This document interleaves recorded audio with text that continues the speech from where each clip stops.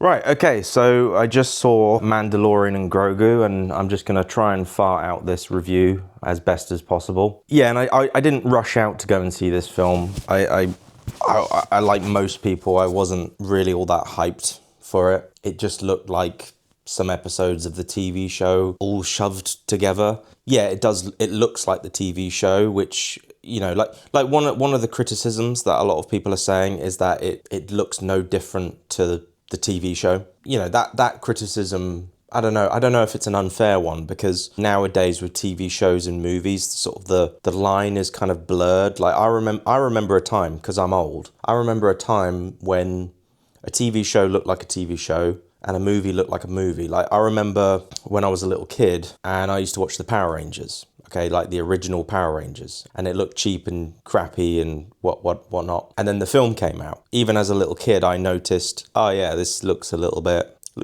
shinier. Looks a little bit more like a little bit more went into it. It always looked a little bit, I don't know, more polished. I could tell I was watching a movie and not a show. Anyway, enough about that. So yeah, the point is about what I'm trying to make here about The Mandalorian is that it looked pretty cinematic. Like the first, all of the shows nowadays look cinematic. They look like movies. The Mandalorian, like the first two seasons, I remember thinking to myself, wow, like this is my favorite TV show of all time. Like every single episode that came out, I was just like, yes, it's sending me to my happy place. In fact, when I started off doing YouTube, I was reviewing season 3 every single week, and that's where I built up like the first like couple of hundred subscribers on my channel. But anyway, yeah, so this film, I didn't hate it. Okay, I didn't hate it. I also didn't love it. There's a lot of people like what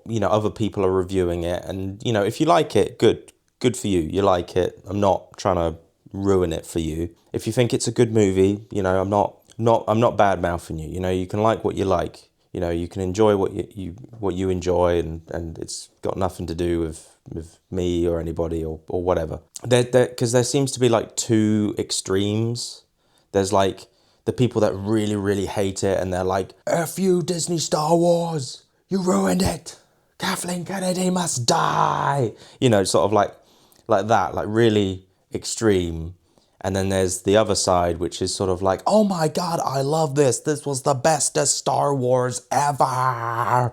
Both sides are as bad as each other, really, because one side can't appreciate the good stuff when they get it right. The other side is just eating it all up, consuming it all, and just like a seal, like a happy clapping seal, And it's like both sides are just wrong.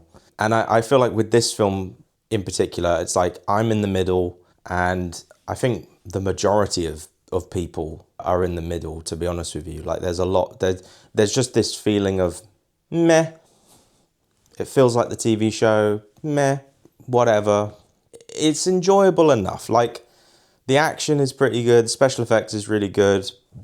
I liked the gladiator scene in this where you got to meet was it Rota the Hutt or Rota the Hutt? Anyway, I liked him. I thought he was a cool character. That whole bit was cool because it was like a nod to A New Hope, where they were playing that, hologram chessboard thing in the first one.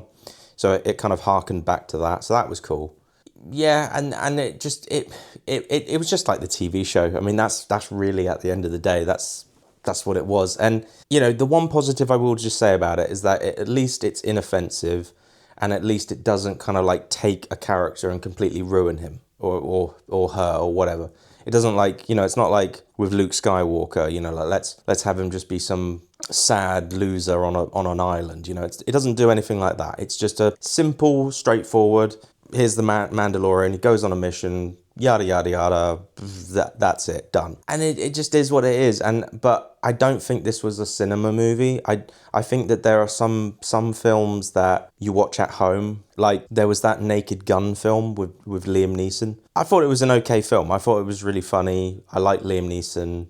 I thought it was an entertaining film. but I enjoyed it more when I watched it at home because I was able to like laugh more. Because I remember being in the cinema and laughing, and like hardly anybody else was laughing. I felt kind of a little bit like I couldn't really laugh out loud because everybody else was just like didn't get the joke. So there was that. And I also just feel like as well, like it's not worth going to see a film that's like, you know, like that. You know, another comparison is like, you know, again, Liam Neeson.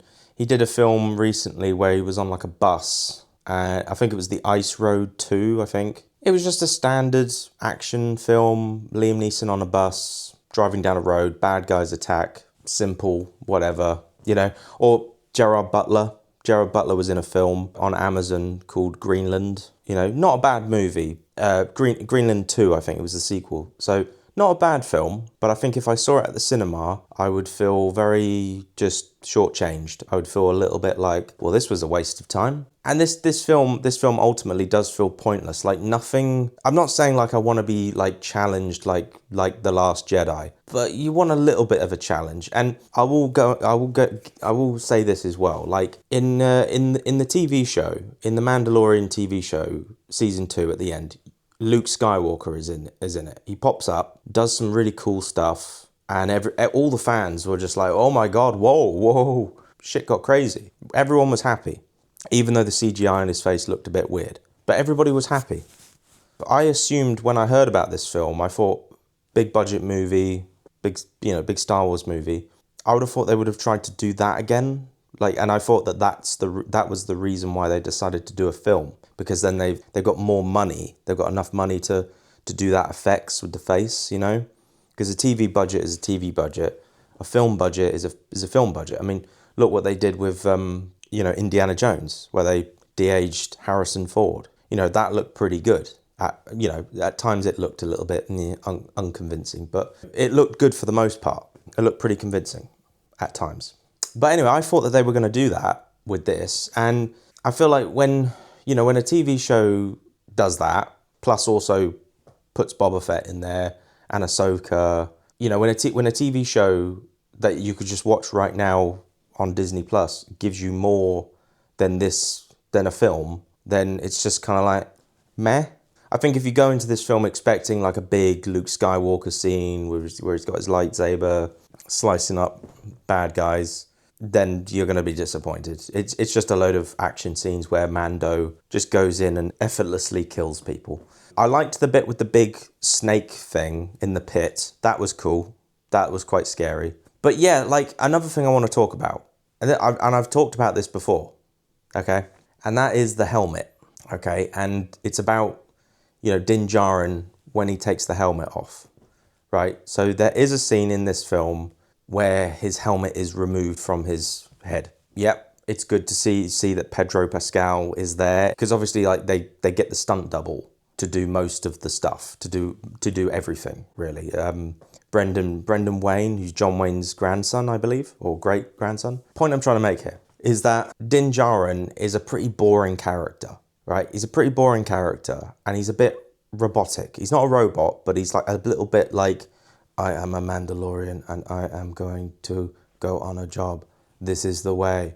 Psh, psh, psh, psh, psh. You know, it's the same old shtick. Season 1 and 2, he was progressing. Like season 1, takes off the helmet, starts to trust droids, and he also finds a new purpose in life. You know, he adopts this little green baby Grogu. And then in the second one, he removes his helmet again to try and save Grogu.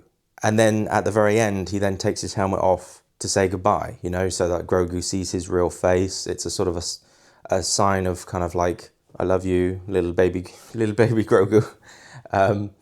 They also needed to do that as well for the emotion as well, because when you've got a helmet on, it's like, it's emotionless. In this film, there's a scene where his helmet is removed, and the Jabba the Hutt, the slug aliens, right? They chuck him in a pit. They've got his helmet, and they're like, "Oh, this is really, really expensive, and it's priceless." And then obviously, yeah, they're feeding him to a big monster, and then for some strange reason, they decide to chuck the helmet in the pit with him. And I don't know why. I don't know why they did that, because I do know why they did that, because obviously the script said so. The script says we need to put the helmet back on Mandalorian so we don't have to pay Pedro.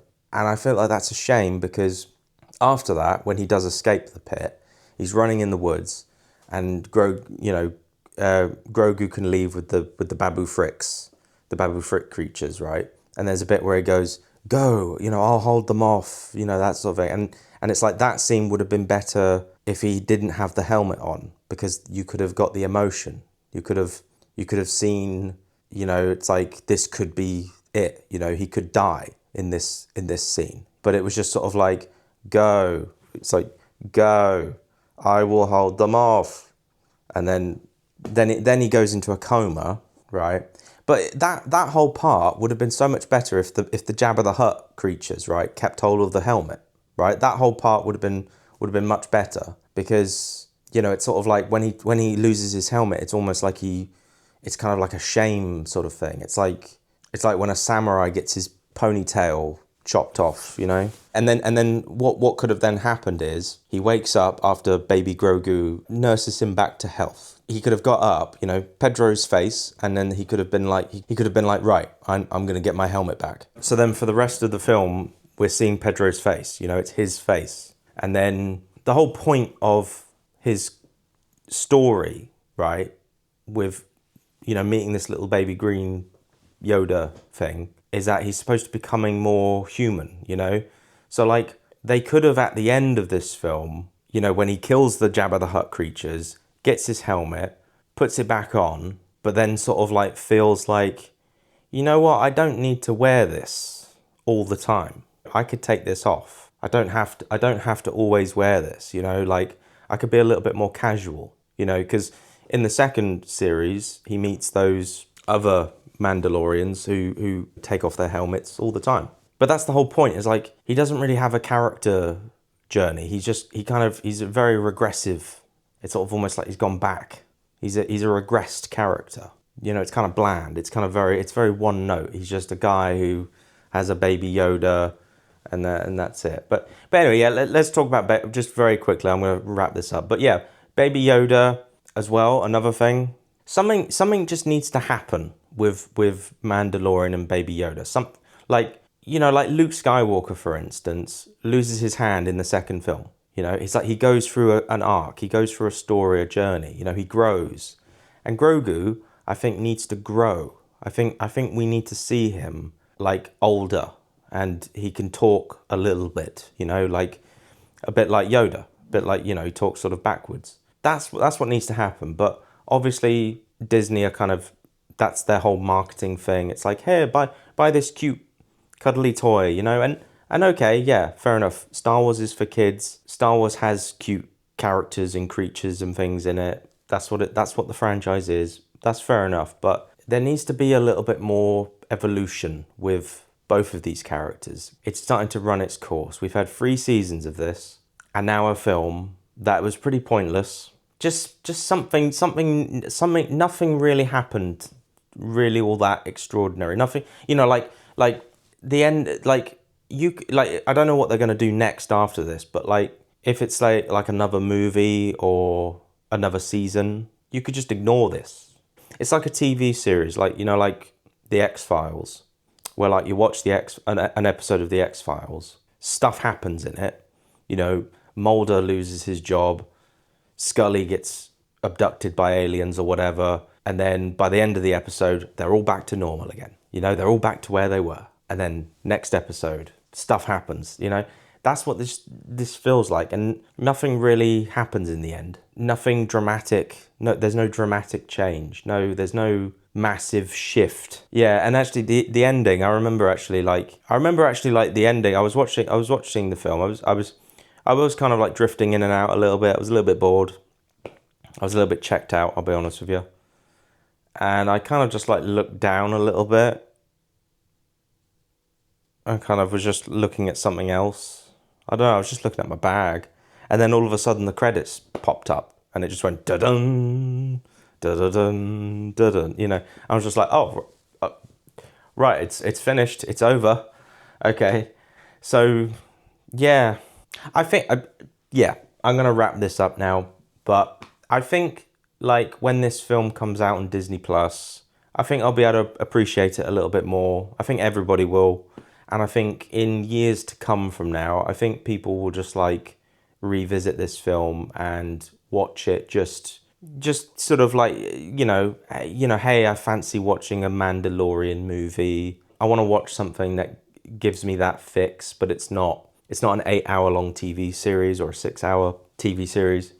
So it gives you it, but in the span of 2 hours, It's okay. It's an okay film. It's just nothing really amazing happens. There's no Jedis, there's no lightsabers. There's a little bit of the Force. Grogu uses the Force. He saves Rota the Hutt. But again, it's just like, we've seen him do that. We've seen him do that a bunch of times. We've seen him lift stuff. Have we seen him fight with a lightsaber? No. Have we seen him, do a mind trick on someone? No, we haven't. That's what I'm talking about. It's like they just keep redoing the same thing, or even worse, doing less. Like, this film is less than season 2. Season 2 had Boba Fett, Ahsoka, Luke Skywalker. What does this have? Sigourney Weaver, the purple dude, Zeb. Is his name called Zeb? I don't mind Zeb. He's all right, but that's it. Martin Scorsese's in it. I liked Martin Scorsese. He was fun, a fun little character, but it was a nice. For me, it was a nice trip out. It was my day off, and I got out of the house. Yeah. So anyway, that's it from me. I think I'm done. Yeah. Those are my thoughts. Those are my thoughts on this film. Comment below what you think. Subscribe. Watch some of my other videos. Yeah. Bye-bye.